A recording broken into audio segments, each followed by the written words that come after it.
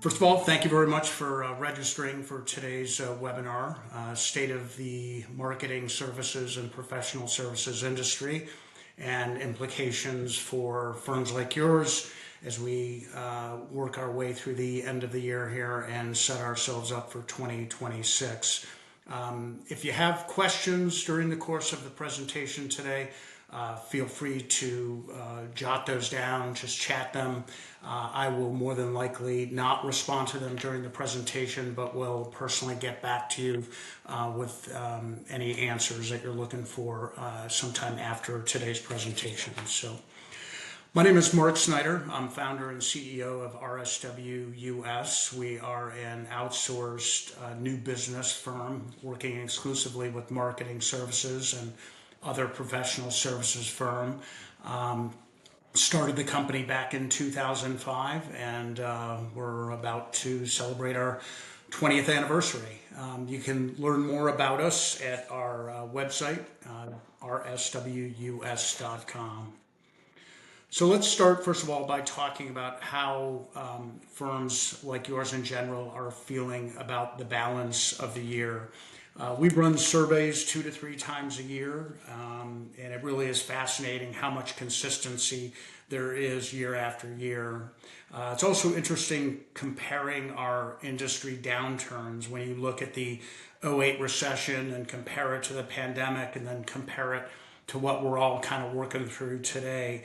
You know, companies pulled back when the market event happened. There was a lot of uncertainty in the air, and but eventually companies started spending again. They couldn't just hold tight and do nothing forever. They had to start spending again. And I think as we compare the 3 time periods, you know, the recession was limited to certain categories like finance and building products, construction. The pandemic, while it was hard, a lot of us had PPP money that helped us kind of work our way through it, which made it more manageable. But with what we're dealing with today, it started in 2023, and I think now only starting to see the signs of improvement and confidence, and it's more widespread, and it's cutting across a larger period of time than either, you know, the pandemic in terms of its pain or the '08 recession in terms of the limited breadth in which companies were affected. So the good news is 59% of marketing service and other professional service firms are anticipating that their business will improve as we move towards the end of the year, and this is playing out not only among our clients at RSW, but also more broadly among marketing and other professional service firms as a whole. In general, firms are feeling better about net new business and about organic growth, and heard it in both places. You know, at some point, as I mentioned before, clients and prospects have to start spending again. You know, uncertainty has settled somewhat, and I think that's giving companies greater confidence that they can spend and invest in the things that they were doing, you know, before this all happened. And even better news, 73% of respondents in our survey feel that their client spending will either stay the same or increase as we roll towards the end of the year. And we all know that organic growth is really key to the overall landscape of new business. And few firms like yours have formalized plans to really help them get there. So as you think about organic growth, you know, think about introducing your client to other services. You know, keep good value-added content in front of them. Maybe send them off an interesting blog post you've written or an interesting article you found, just like you do with, you know, net new prospects, just to keep you on the radar. And while it's more difficult to walk the halls, you know, like it was in the good old days, you can certainly get in front of your clients in other ways, like sharing a state of the industry presentation or a trends report, content that they'll appreciate and content that can give you the opportunity to potentially sell other services that you offer. When we asked respondents what kind of changes firms are sensing as we move well into the second half of the year, 45% said that their prospects seem to be getting somewhat or much more serious about making a change. And, it's about time. Too many prospects have been delaying, reducing, canceling projects.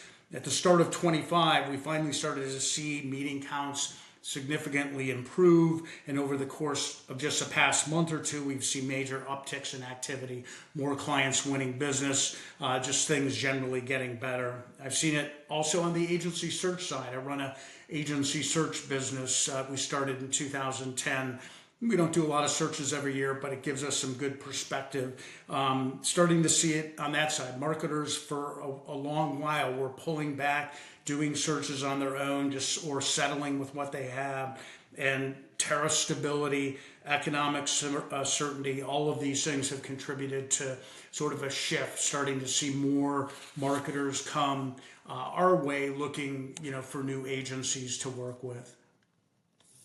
And in an attempt to capitalize on this expectation, 49% of firms plan on increasing their investment in marketing and new business development. So, now is definitely not the time to rest. The volume of activity that we've seen, agencies and other professional service firms, signing up for our programs, have only increased in recent months. So, it seems like a lot of that is, investment is starting to happen.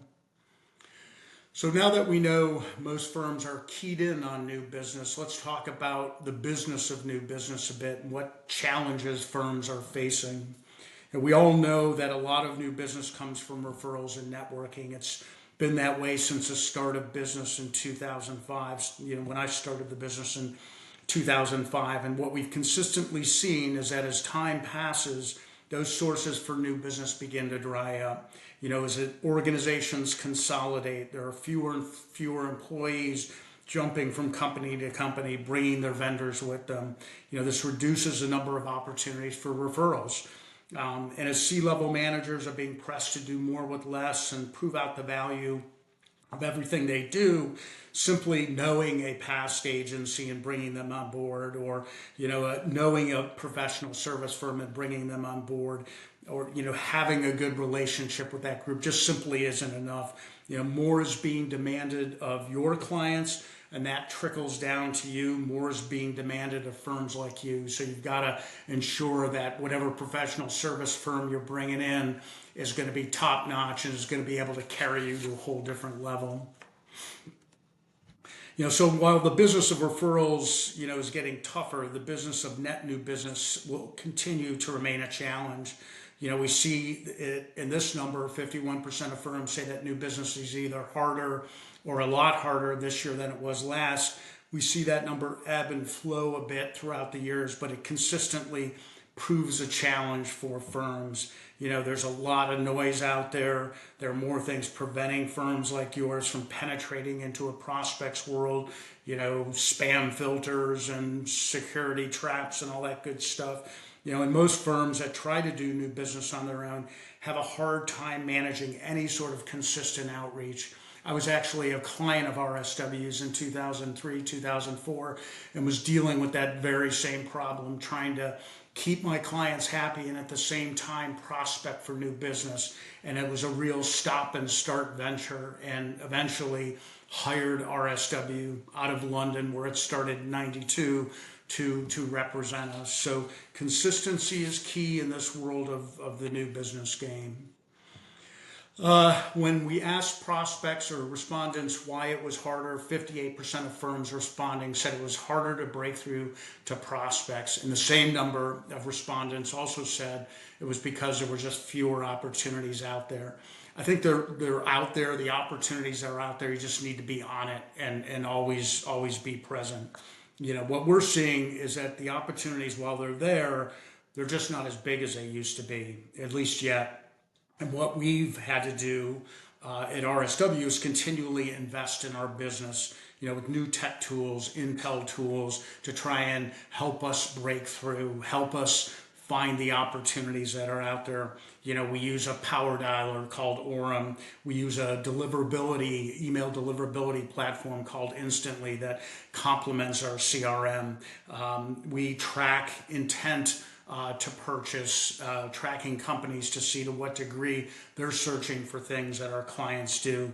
We're using uploading more new hire employees into databases with the assumption that if I'm new, I'm more likely to look for a new agency or professional service firm. So all things that you can think about doing. You don't have to go to the extent that we do necessarily, but think about investing to try and give yourself a bit of an edge when you're trying to break through to the prospects you're trying to engage with.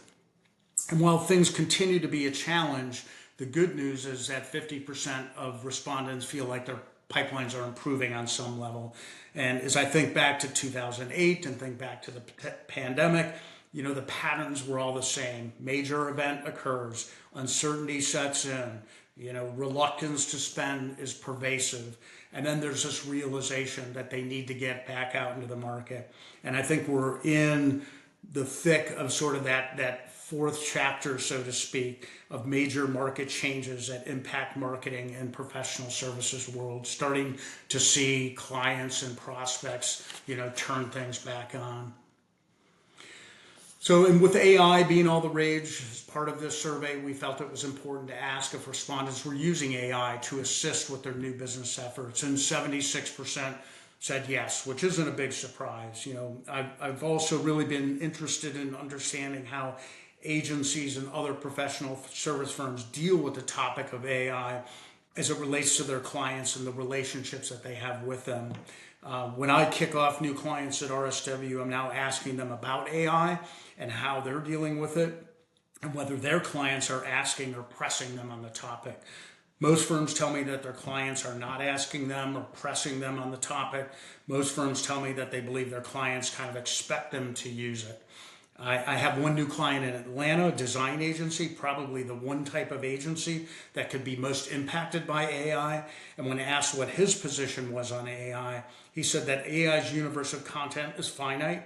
And if the same person or two people were searching using same or similar topics, they'd probably end up in the same place. So at the end of the day, the way they talk about it is it's a good foundational tool. It helps kick off the process of applying smarts, strategy, human creativity to produce output that's aligned with the brand's and the marketer's desire. So, just how you present it and how you talk about it, is important. And 78% of marketing service and other professional service firms also told us that they expect to increase their use of AI to support their new business efforts, which isn't a surprise. I mean, we use AI partly to do what the agency in Atlanta said they do, just foundationally to help us generate more tailored and effective email content. We also use it to research prospects to help prepare our clients for the meetings that we set with them.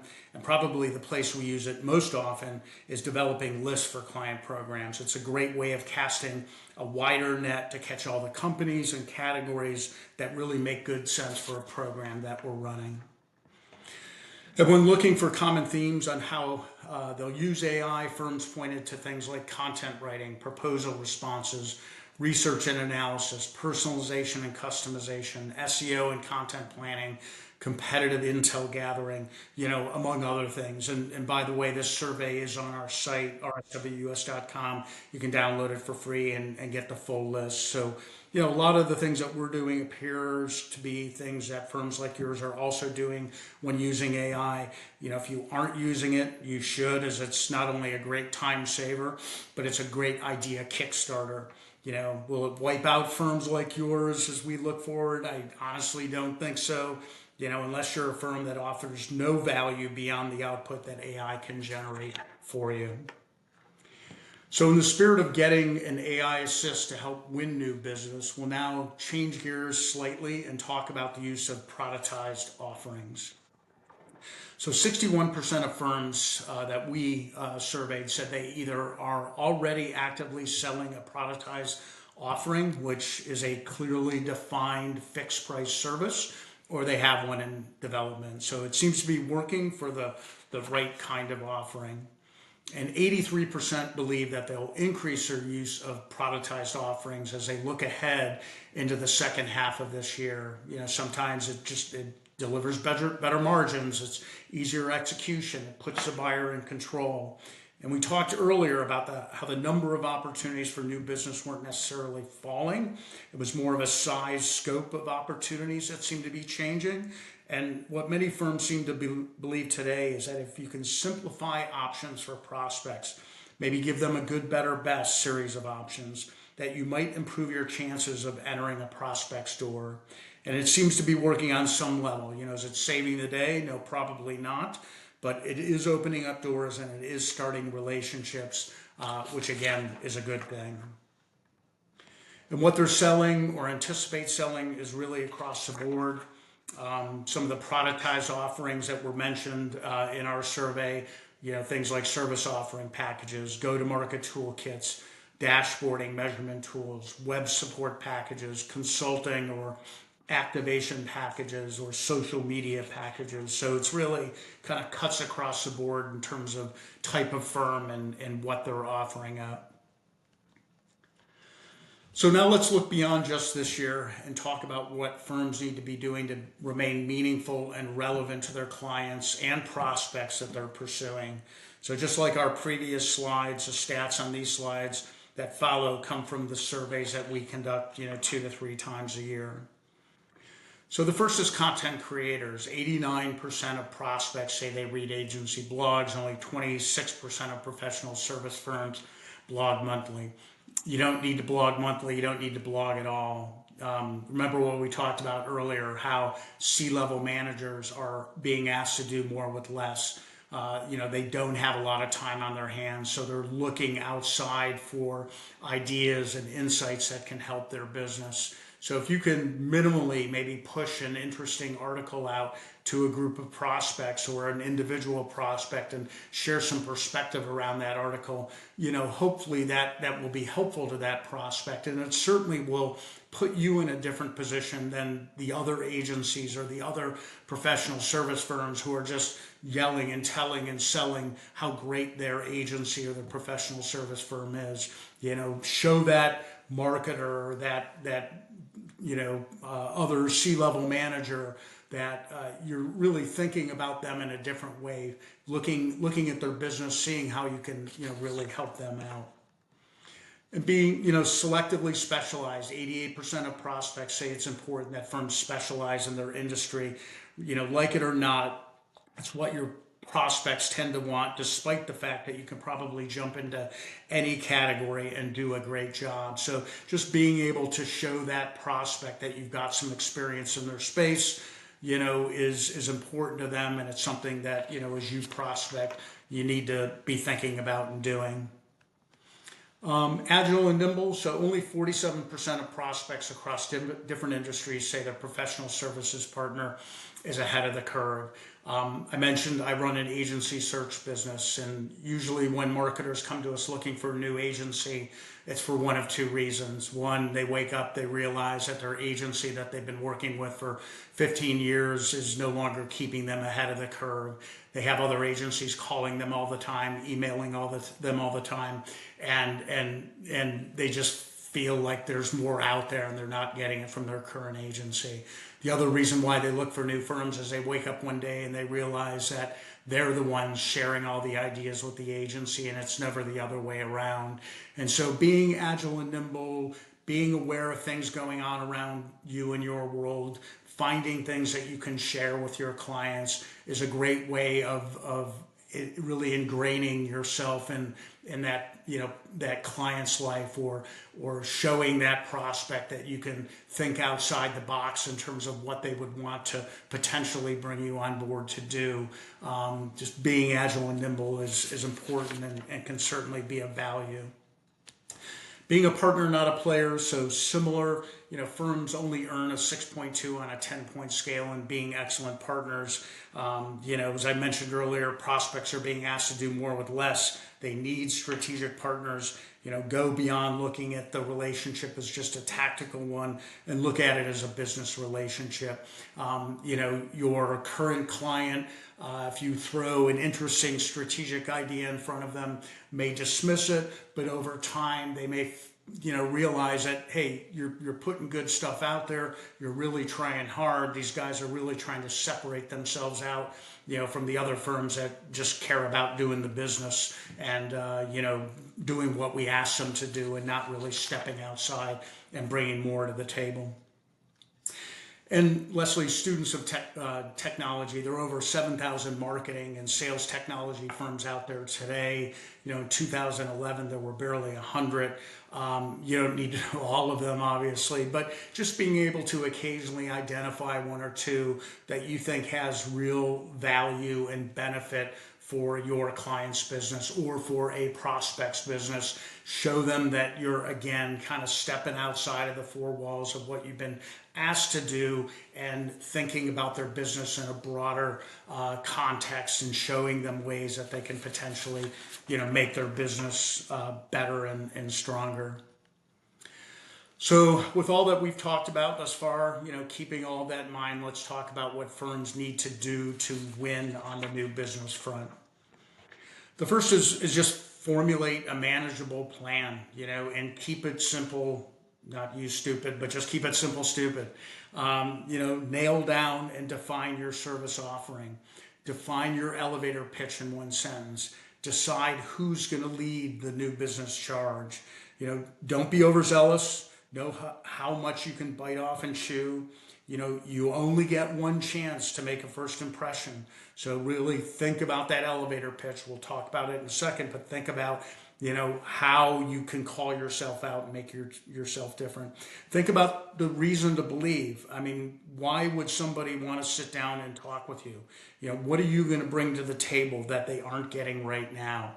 That's what our prospects that we're reaching out to every day on behalf of our clients are asking themselves, and we have to convince them that what our clients are bringing to the table is different enough and unique enough and can carry their business forward enough that it's worth their time to sit down. And then in terms of who's going to lead the charge, it could be one individual, it could be the principal, it could be the head of new business development, it could be a team, but you just have to be careful about creating new business teams, because the new business teams I've seen that, are large in number, ultimately result in new business inertia. And it's tough to get things done because everybody's got to reach consensus, and it really slows the activity of new business down. So if you can keep it to one or two people, that's a much better place to be. Then target right fit prospects, define the categories, size of prospects. As you think about the categories, look at your portfolio of business that you do. Ask yourself, do I have permission to really pursue this category? The more business you have in a given category, the more permission you have to not just pursue it, but also pursue it broadly geographically. So be intentional about where you focus your efforts. You could have certain categories that are tight in close to your headquarter location. You could have certain categories where you're going broader regionally or nationally. Also think about the size of prospects as well. We don't want to go from point A to point Z in terms of size. We may have to baby step our way there as we build up our experience in a category. So think carefully and be honest with yourself. It's great to have big ambitions, but the bigger that company is, the tougher it's going to be to break through. So think about those things. In titles, you may work with marketing managers or engineering managers, but the real decision makers may be the people that are above them. So it's not necessarily the people you're working with. It could be some other title that is more worthy to pursue. And you don't need thousands of companies out of the gate. If you build smart lists and put the right things into that list, you're going to be in great shape.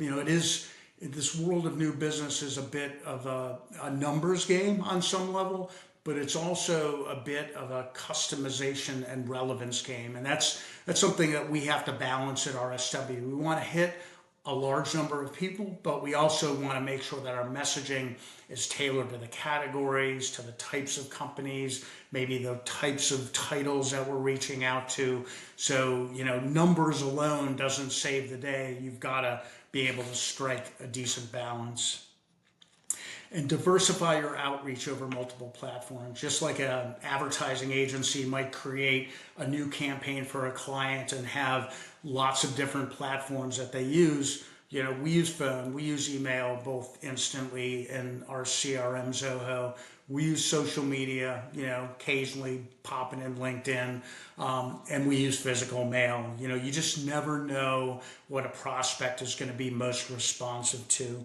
And you just have to be everywhere. We've had clients that have secured meetings after the prospect just received the physical mailing brochure that they were sent. So every platform has a place. We want to be everywhere. We don't want to be a one platform offering because it's just frequency of messaging, and that's how you build awareness and interest in your business. And employ the right technology tools. We talked a little bit about this earlier. Build a robust set of technology tools to support your efforts. Not just talking CRM, just minimally. Maybe it's website tracking. Maybe you do buy into some sort of like phone power dialer, platform. Maybe you do look at like an email deliverability platform like Instantly. Just do something to give yourself some kind of intel and tech advantage over, other companies that are out there trying to win the hearts of the same prospects. And remember, you only get one chance, so don't waste your messaging by injecting fluffy taglines or using language that doesn't speak directly to your prospects. Often what you think is differentiating isn't. Being strategic, being hardworking, it isn't a differentiator. What you say to one group of prospects can certainly change for other prospects. And what we have to remember, and we've seen this, in surveys, marketers specifically tell us that 79% of agencies that meet with them talk too much about themselves. And so, you can't be regardless of whether you're a marketing agency or professional service firm, don't go in and just pop open your PowerPoint presentation and start, again, yelling and telling and selling how great your firm is. You've got to be able to speak to your value and the advantages that you can bring and the reasons to believe why it's worth that prospect's time to sit down and talk with you. Because there are just so many that look just like you. So if all I do is talk about services, it sounds just like the other firm that is also talking about the same services. So, really have to take the time to think about, what do you look like? What does my company look like in 15 seconds? You need to think about, how to explain sort of who you are, what makes you different in as short a period of time as you can. You have to own a space. This positioning thing is critical. Firms have to own a space or a limited number of spaces to play in. We find that the more focused our clients are, either vertically or horizontally, the more successful our programs are. And we fully realize that it means a firm might lose out on opportunities because they're zeroed in on a few different sectors, and maybe an opportunity, falls outside of those sectors. But in the long run, it's going to be the best way to go.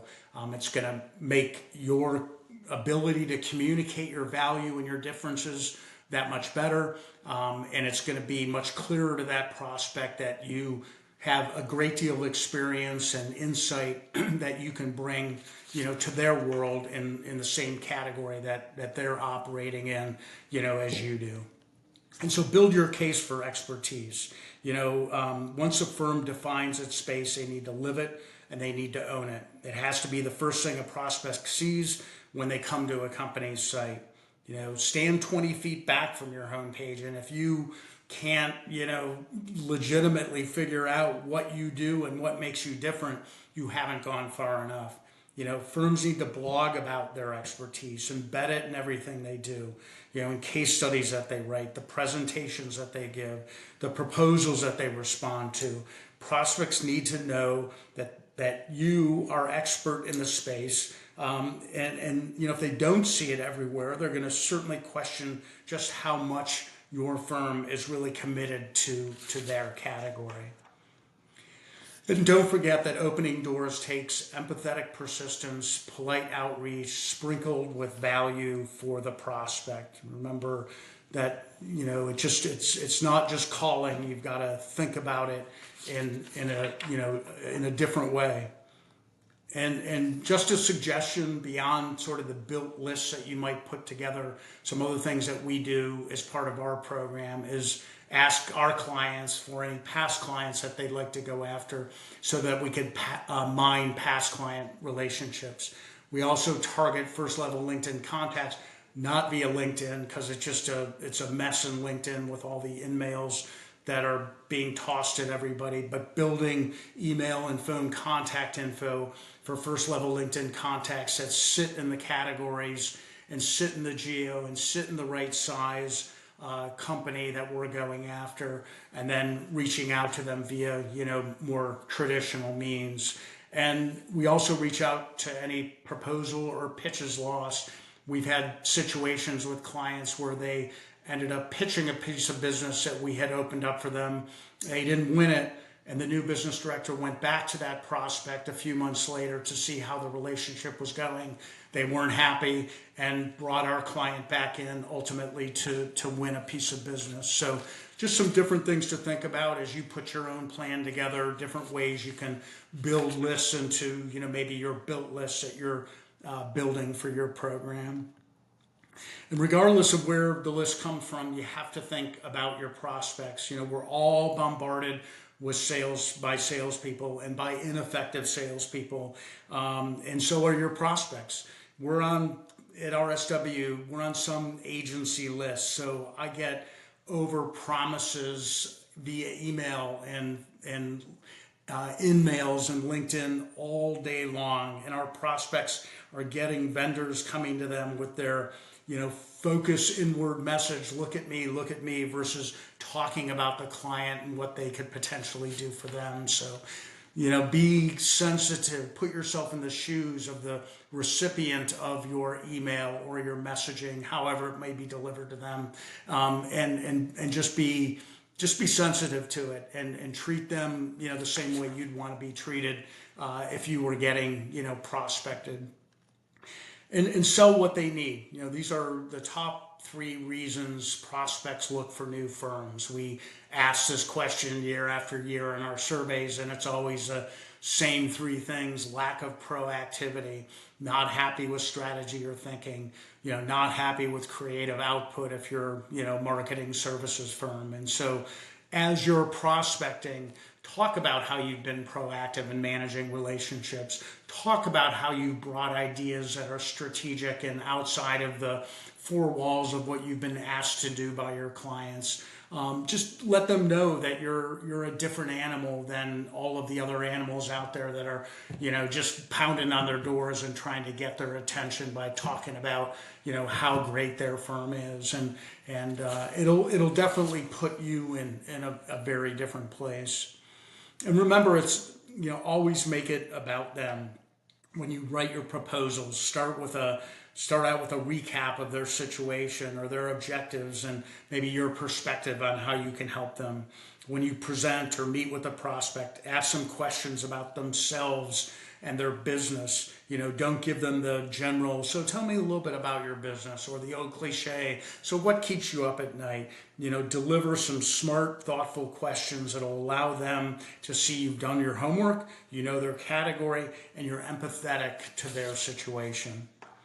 And always help them understand why. Ultimately, you want to make it as easy as possible for a prospect to digest what you want to give them. And you want to use every opportunity you can to sell without hard selling. So when you introduce case studies and an RFP response as an example, Tell the prospect why you're showcasing them the case study you're showing them, which should be because it parallels very nicely with the current situation. It'll make it easier for that prospect to dive into that case study. It'll be more impactful because they'll understand going in why it is you're sharing it with them. And also, if you're getting a proposal or presenting to a prospect, don't talk in hyperboles, talk in specifics of what you do that specifically relates to that prospect's world. Make it meaningful, make it easy for that prospect to relate to the similarities between their situation and your experience in solving problems for your clients that are very similar in nature, and showing that prospect how you were able to get your clients to a better place because of that.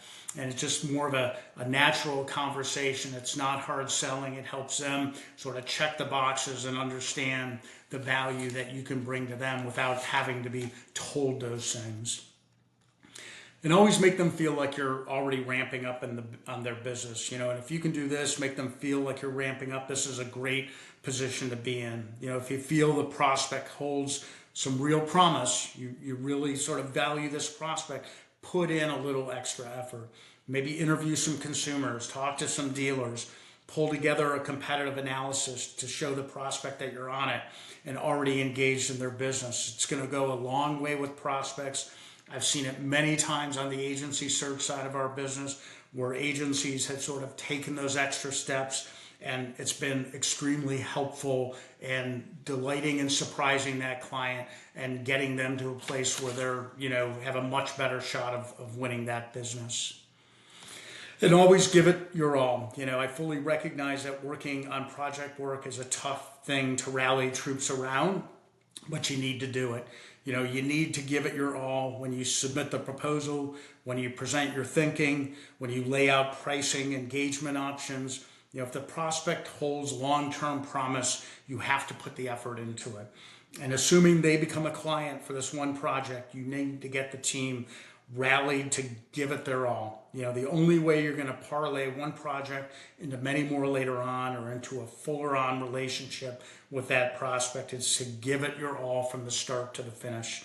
We've seen it happen here, and it undoubtedly can, pay dividends for clients. If you can, prove out your value in that first assignment, you'll see just more of those assignments, come your way. And do what others aren't. Miss all the junk your prospects get every day. You should be the voice of reason and expertise. And always keep pushing. Never give up. Nurturing is a time-consuming effort, but it's so key to any new business program. You have to show the value that you can bring to their world. You have to stay with them and add value to their lives as you're sort of moving them down the line. So don't give up, keep pushing. You just never know when a prospect's going to be ready to make a move. Just because they weren't super interested in that first meeting or don't have a need in that first meeting doesn't mean that need isn't going to present itself a week later or a month later or even a year later, which if you're staying with them, you could have that opportunity to engage with that prospect again. So, while the market is a bit challenging now, it's definitely showing signs of improvement.